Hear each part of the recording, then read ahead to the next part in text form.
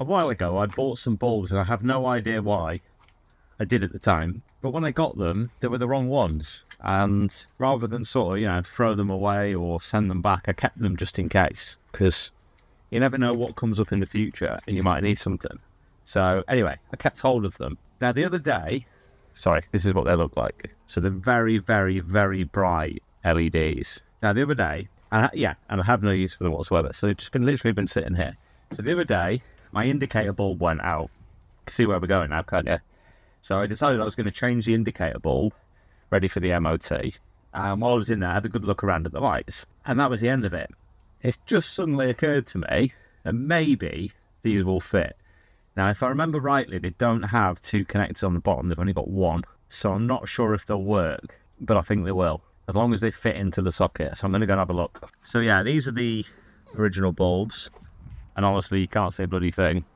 So in order to get them off, we need to undo that one and undo that one's missing and undo that one. They are the wrong ones. They shouldn't be screws, but that's what I'm dealing with. So I'm going to pop that out and change it. Right, let's pop it into reverse. Ignition is on. Wow, that was weird to do with the other hand. Oh, it's obviously not in reverse. Let's get into the seat and do it properly. Strange. Why is it not? It's definitely in reverse. Why are the bloody reverse lights not? They were on a minute ago. Oh, here we go. So that's the original one. And that, you can't even see it because it's so bloody bright. And that is the LED. Wow. Right, I'm going to change the other one. Oh, now this one's a star. Oh, we got away with it. That one's missing. Ah, man. What a pain in the backside to get the star bit. Right. Should be one of these two. Yep. This is the one. And this is so difficult to get out. There's one, two. Don't ask me why I've only got two on each side. Go. Right. Very simple. Whoa, listen to that. Why is there so much water in that? Look at that. Well, I'll be very surprised if they're working. Jeez, that is mental. How is there so much water in here? That is crazy. I'm very surprised by that. I wonder how the water's getting. The reverse bulb has actually fallen out. I'm going to have to check all these connections now because they're both soaked. The other side was the same as well. It'll probably help if I stop driving through all the puddles flat out because I seem to enjoy doing that. That is a lot of water. Like, I'm not even joking. Let's see if we can get this down on the camera. That's not even all of it. So if I didn't decide today to change that bulb, that water would have been in there for how long? There goes the bulb. Let's hope that was the right bulb. Yeah, well, I've got a spare bulb anyway, so... Well, I'm going to have to dry all of this off now because that is not okay. Why is there so much water getting in? There's a seal that goes all the way around. The seal must have been compromised. I have no idea how long that water was in there for. Oh, well, guys, if you've got a VW Crafter 2014 or similar model, you might want to have a look at your lights because that is absolutely crazy. I'm going to have to check all of these bulbs now if I can get them out. Oh, my God, for corrosion. You won't believe this. Maybe you can see that. That is completely corroded. Wow, I didn't expect that at all. Did not expect that. Yeah, that connection. Look at that. Let's get the torch on it on my watch. That's crazy. Cannot believe how much corrosion is on that. Well, I can if there's that much water in it. That doesn't actually surprise me. I don't know why I'm saying that. It's just, where is the water getting in? There's no water anywhere on the back of it. So it's obviously getting in through the seal at the bottom. I mean, we've had torrential rain for 3 weeks, so I'm not surprised, to be honest, that things like this happened. But thank God I decided to change that bulb. Right, how am I going to get this in there? With difficulty. All I'm going to do is just try and sort of sand off the connection just to make sure... Ah, there we go. Make sure it's silver again and not covered in goo, which it is. I might have to get a screwdriver on this. Thank you. And wrap the screwdriver up in it. And then hopefully I can just get in the end. Yeah, that works. Just give it a good old clean. That's mental. I'm surprised the bulb even works. I'm literally surprised that bulb is even getting any power to it. Maybe it wasn't. Surely if the whole thing is flooded with water, then the water is just going to completely ruin the circuit. I think I'll have to get a hairdryer on this. Or probably the hairdryer and try and dry it out a bit. There's even like bits of dirt and everything in there. So yeah, these connections are, wow, okay. It's going to take a little bit of faffing around, I think this is. But the other's one I'm here. That one's fine. It's just going to be the bottom one where the water's got down. Yeah, all the rest of these are fine. It literally is just the bottom, so I'll give it a good clean. Maybe the one above a clean as well. And then we'll put it all back together. It's quite hard to get into where the bulb goes. So, Look at the state of that bulb. Just going to have to choose the best of a bad bunch, aren't we? This bulb's in better condition. These were the reverse lights, so it won't take much to get a connection on that, but whatever it's connecting to, I just need to make sure I turn it off. That's fine. I have to clean that glass up in a minute as well. Even a spider's nest in there. That's fine. It's this one that's the mess. Could do with just a way of getting in here effectively. That's worked. Okay, do that again. Wow, what an absolute mess. I'm shocked by that. The other one had stuff in it as well, but not as bad as this side. Nowhere near as bad as this side. Oh, I'm bending over. Sit in my back. Let's be there. I think we're alright, man. Could still do with a bit of a clean, really, but if I can make some sort of... What an absolute mess. I've got to plug it in and test it now. That has made a significant difference. Obviously, you won't be able to see that, but at night time, it's going to be a lot better. So, as I said, this was a bit of a prototype. It kind of, folds up, or folds down. It was never cut to size. God. Yeah, it was never actually cut to size, so it doesn't fold away properly. But I've got a better idea. I'm just going to have a piece of wood with two sort of runners that come across each side here, and it will simply just lay on the top like that. It creates a bit of a bigger bed for a Mica. Obviously this bit's a bit smaller, but it's only got feet there, so where a head is in a midsection, it's pretty good. I've actually slept on this myself, and it's more than suitable. So I think that's what we'll do. And in terms of storage, because obviously you're going to have a piece of wood, it'll just have a nice little hole down there to clip on here that holds it in place, stops it from rattling. And there's still enough space there if we do create a door just to climb through, because it will be a high up one that you'll climb through. Obviously this won't be in the way. That'll be stored out of the way. That'll be perfect. I think it'll work better. In terms of making the bed at night, all you'll simply do is just lift it up and put it on top of the runners that are there. I'll make it a little bit more secure so it doesn't sort of flap around, etc. But yeah, that was an off-cut piece of wood. We'll paint it black, we'll make it look nice, sand the edges down, and it'll look the part. Also, in case anyone was wondering why we didn't put the hinges on the back wall and have it fold up, this way, is because the bed would have been so short, it would have been pointless. We just can't do it. Don't forget, I'd have to cut some of this off as well in order for it to be the right height. So yeah, the middle of the bed would have been about half the size. So that's why we didn't do that. But yeah, going back to the previous demonstration, as before, effectively, a piece of wood will be stored nice and neatly, painted black, obviously, so it fits in with the surrounds. And you'll just lift it up and place it on the runners that will be there. So I've had a few questions about what paint I've used on the doors. It is basically from B&Q, it's the wood and metal paint, and it's Liberty Black Satin. So yeah, that's what I've used on all of my doors and furniture, and exactly what I'm going to use on this as well. The wood does like it, and what I mean by that is it very much soaks into the wood. So if you've got some cheap paint that's the same colour, I would advise you to use that as a base, but I haven't, so I'm just going to go straight on it. Yeah, and it doesn't take long before it disappears into the wood. As you can see, it very much soaks in. Well, that's it painted, 2 coats. You can still see the wood through it, so it might need a 3rd coat. Then again, we may just leave it as it is. Right, water tank cover. See how this fits. The idea is it covers the water tank but also makes a shelf on the top. So that's the plan. Who knows if it's going to succeed. Right, that's loads better. We definitely need some more lighting around it. It's pretty dark, but that is exactly how I wanted it to be. Just need to finish off the back and stuff, but I've run out of time because I've got to go out. So I'm going to fit that on here. Where it needs to be. I'm going to smash my head on here, which is what I was telling you about earlier, and then I think we're done. Perfect. You may have noticed that my van looks slightly different colours to most crafters. That's because I've painted most of the trim. It's lasted quite a while, about 2 years. It's only started to wear through, and I use military paint, just the same paint that I used on here. But one of the things that I wanted to do was use all of the loose... One of the things I wanted to do was insulate the floor and sound deaden it as well. Now this is insulated, but none of these are, and obviously the road noise comes from the wheels, and it's definitely coming through this back part here. So with all the spare bits that I've got, I'm going to take this off, give it a clean underneath because it'll be minging, sound deaden it, insulate it, and then put it all back together. And you can see where I've started to paint already. the difference in colour. So yeah, I'll end up painting all the rest of this and that, and eventually we'll do the doors, because the doors are horrible. Years and years of minging this. Right, let's get this off. So the first thing you need to do is locate the 3 circles that are here that you can't see. So one is that they're very, very difficult. I think they're very difficult to get out. So one's there. There's another one here. Anyway, and there's another one. I think it's there.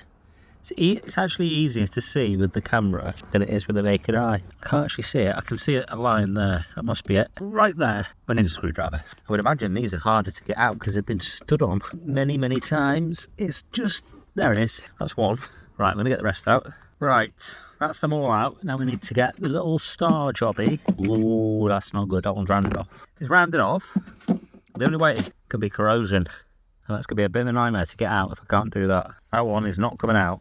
Right, that's that off. We've got 2 screws here.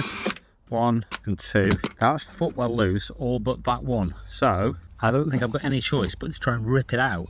Just have my bloody fingers. I've actually managed to snap my step in half. So that's not good. Right, 1 step. Lots of tobacco, bits of cigarette packets, Rizzler, couple of spiders, but no money. I've got a knife as well. Any good? So we need to get all of this out of here, get it all cleaned up, sound deaden all of this, especially this side where the road noise is, insulate it, insulate under there, repaint everything, check any of the wires, make sure they're all okay, nothing knackered, and put it all back together. I don't want to wreck my Hoover, so do for now. There is somewhere in here, I can remember where it is, a drain hole, but it may well be blocked up. There it is. There we go.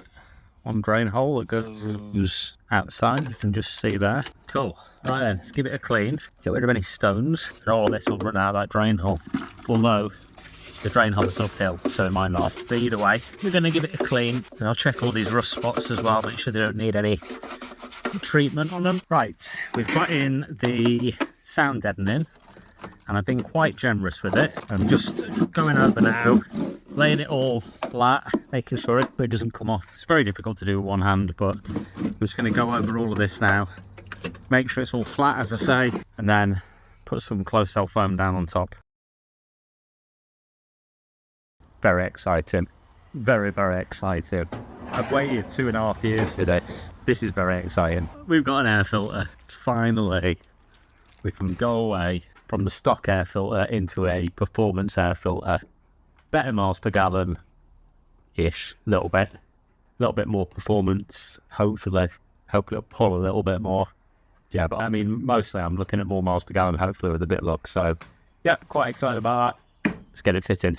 Right, quick whip out of all them screws. I think it's restricted because of this. I was hoping I could just lift it out like this.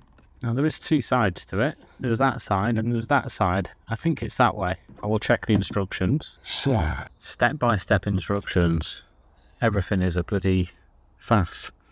Easier option, I just looked back at the video and saw which way around it went. Let's see if we can squeeze this in without taking it all apart. Probably can't. Yep, we can. There we go. Done and dusted. It's all fitted. Let's just double check. Yeah, this line here on the inside fits on the rubber. So it's a perfect fit. These are absolutely useless, these screws. Luckily the end ones hold it in place. Otherwise, air would get through. Obviously, we don't want air. We don't want anything. So the way this works, in case you don't know, is air gets sucked in through the front, goes through here, goes through that filter, and then down through here, and then through this pipe and into your turbo. So the last thing you want is bits of crap getting under here and into there, because it goes through your turbo, straight into your engine, and then your engine will be knackered. Right, let's go and get a kick. Now, rumour has it, when you install one of these with a VW Crafter, it makes your Crafter faster than a Ferrari. I am obviously joking. So bloody noise. Well, job's a good one. Look at that. How nice that looks. It's all been painted black, like a brand new vehicle. Beautiful. Painted the doors, all of the dash, all of the mats, all the side footwells, everything. Fully insulated, fully sound deadened. The only thing I need to do is this door. I haven't done this door yet. So that's next, but look at that. Let's put it onto the normal camera. So that's how it used... Jesus Christ. That's how it used to look. So that's how it used to look. That's how it looks now. Let me know what you think. Have I done a good job painting it, or so they kept it the way it was? I think. Well, they did look loads better. Need to do around the doors next. But yeah. Let's give it a close. It's so much quieter in here. It's ridiculous. Yeah, I think it looks better. The next job is to sort this out. Yeah, I'm going to put some closed-cell foam over it, which I've got loads of it. So, but in order to do it, I need to remove this seat because this one doesn't move. This one does move. Yeah, remove the seat, and then I'll just foam the back of it right down to the floor because there's a little gap at the bottom of the floor where the flooring used to be. When we placed the liner in. Obviously, the liner is not as thick. Right then, I'm done for the day. Right. Well, this is quite exciting. So, we've had a delivery. First of all, before I start, we're going to be going somewhere very, very cold in the winter. So, at the moment, my water, I think I said this before, but my water goes straight down through the van, through the bottom, into nothing. So I have to get out and put one jerry can, underneath the van every time I want to use the sink. So normally I use the sink, let it fill up with water, go outside, put it under. Why? Why haven't I got tanks underneath to catch the water? One, because I'm lazy. But two, in all seriousness, I built this van to go in cold conditions, and every winter we go into the snow. If I'm putting water tanks underneath, everything's going to freeze. It just means I'll never be able to use my sink. So I prefer to go out there, put the sink out there, fill it up and bring it back into the van where it doesn't freeze. In all honesty, I spend most of the time not in the snow, in the ice, so it's been a bit of a pain. But what I've decided to do is this is just a prototype. I have got a water tank coming if this does work, which it will. This is just a temporary. I'm going to fit a very small, thin water tank across the back of here. Basically, it's a 6 litre diesel tank. And what will happen is the water will run down here into the tank, and then this will get replaced, because that goes through the floor, with some hose, probably thicker than this, because this is a bit too thin. For now, I'm just going to test the theory. And it's going to connect to this. Have a look at this. So what this is a pneumatic ball valve. So positive and negative, God knows which way around they are. But basically, there's the water flow. So I'm going to set it up this way so I know which way I'm doing. So what's going to happen is, this is going to sit underneath the van. That's going to screw into there, as long as it's the right size, which it should be. Another hose will come out of here, into the bottom of that, where the screw cap is, and then there'll be a hose going into the top from the sink. Probably not making much sense, so I'm going to demonstrate it. So, it's from the end of the PTFE tape. We'll just stick a little bit around it. Any plumbers watching this will be like, what the hell are you doing? In all honesty, I've got no idea. But I've done a pretty good job so far with most things that I've built. So we'll just stick this round in a really bad way. Any plumbers watching this will be like, you're an absolute muppet. And I'll agree. So, bit of PTFE tape around there.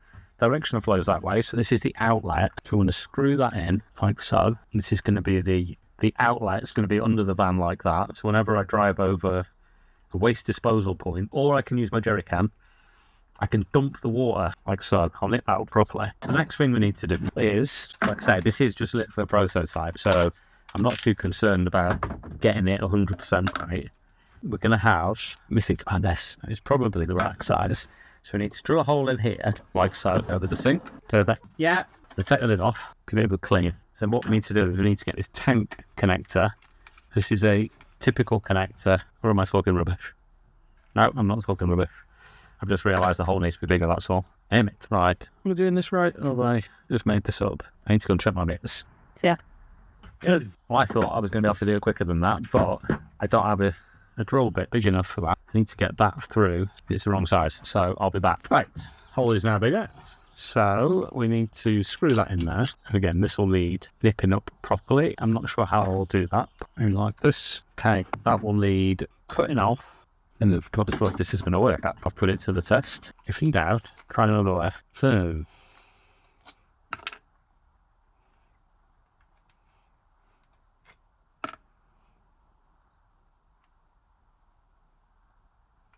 might have to do it the other way around. Screw smaller on that side. Let's try this way. The nut's actually smaller on the other side.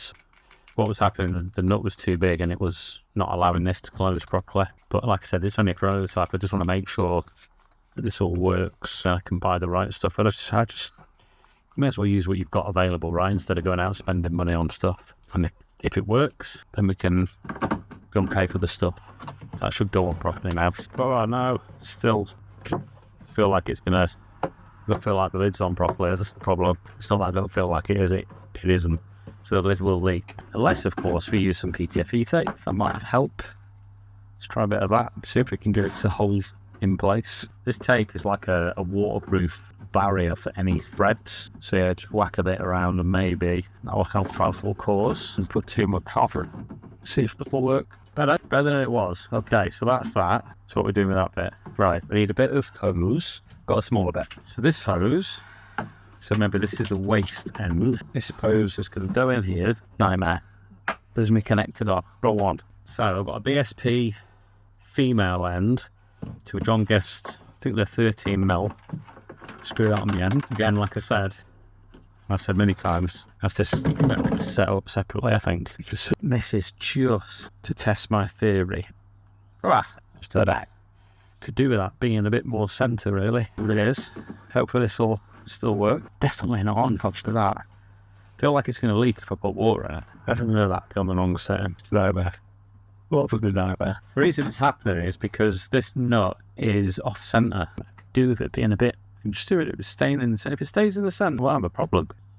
And we'll just do it gently. Let's try again. What we need is a rubber washer on the top. But I ain't got any. I must go out and buy stuff instead of trying to bodge it. Which PTFE tacking's got loads. 10 metres on it. I know why it's leaking because I've put a rubber seal in there. And the rubber seal's not all the way to the top. So the gap, well, the thread should stop it if we get a good. So I'm going to do that. It's off centre. Same thing is going to happen, I think. Yeah. Well, man. Like.